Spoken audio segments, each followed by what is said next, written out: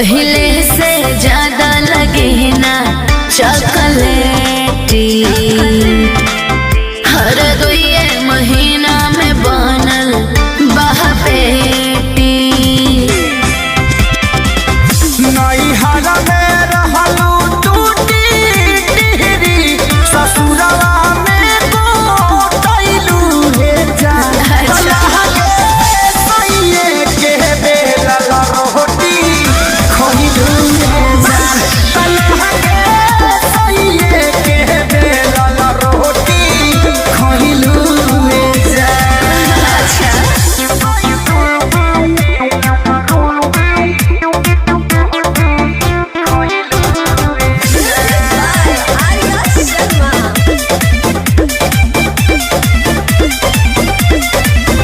कहवन विटामिन तोहार पियौनु हो,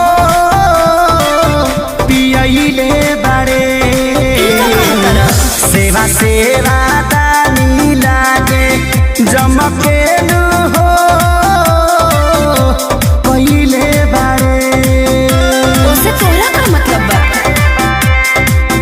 सुख बाबे है कतना कही हो, हम दिन भर बैठल रही हो। का बुझला शारदा कपूर जैसा हुन बोल कैसे हो गइलू रे जान। लागे सैये के बेलल रोटी खइलू रे जान। लागे सैये के बेलल रोटी खइलू रे जान।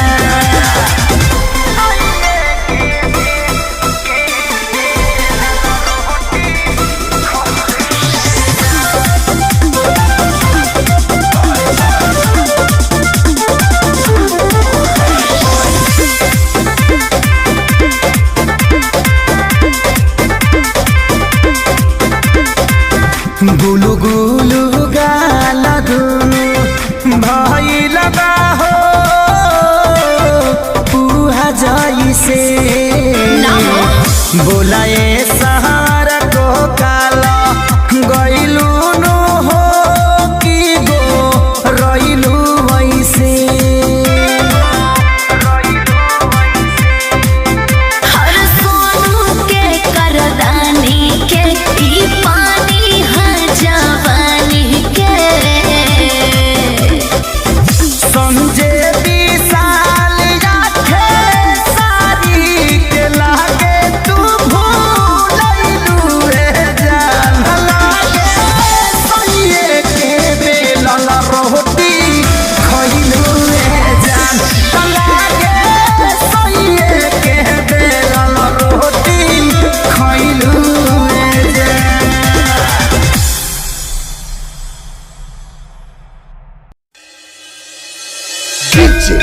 DJ Deepa DM News D M Music